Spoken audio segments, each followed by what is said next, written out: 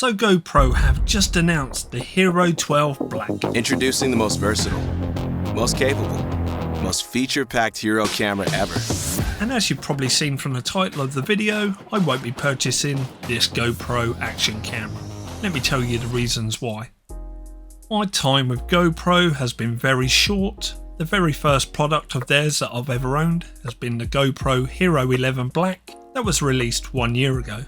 Now at the time of purchasing this action camera, it was £499 UK and it was considered the best action camera on the market. Unfortunately, my experience with the GoPro Hero 11 has left a bit of a sour taste in my mouth.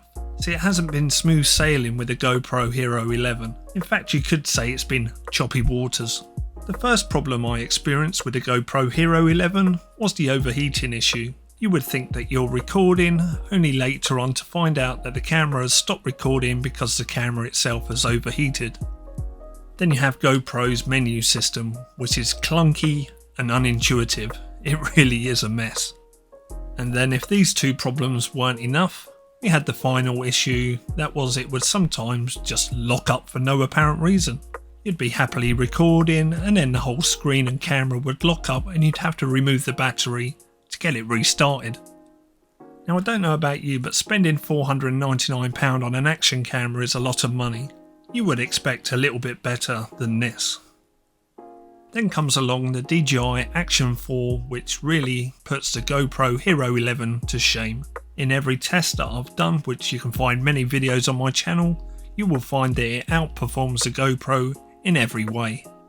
So why won't I be buying the GoPro Hero 12? Surely they deserve a second chance, right? Well, after looking at the specs of the GoPro Hero 12, I'm going to have to say that GoPro have not learnt their lesson from the Hero 11.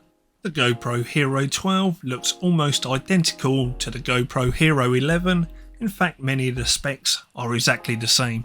And many of the features that come with the Hero 12 could have been implemented on the Hero 11 via a firmware update, which just feels like a bit of a money grab from GoPro.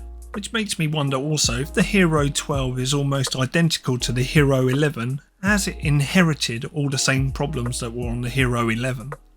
And if you wasn't aware, GoPro have enforced an embargo on any reviewer of the GoPro Hero 12, saying that they can't test it against any other action camera, even the GoPro Hero 11, which makes you wonder how identical is the Hero 12 to the Hero 11. So there you have it, that's my reasons why I won't be placing an order for the GoPro Hero 12. I think GoPro have to finally admit they're no longer the class leader in action cameras and that DJi have taken that spot. And if they want to take that #1 spot back, they first have to fix all their issues that are in their current lineup, then innovate new models, work on the user experiences of their action cameras, instead of releasing models that are almost identical to the previous versions. Telling reviewers that they're not allowed to compare their latest action camera against any other action camera doesn't fill any consumer with confidence in their product. But let me know in the comments below if you'll be ordering the GoPro Hero 12 and your reasons why, or if you won't be, and again your reasons why. But thank you very much for watching this video. If you've enjoyed it, please give it a big thumbs up. And if you want to see further videos from myself, hit that subscribe button. But for now, that's it. We'll catch up in the next video. Thank you very much for watching. See you soon.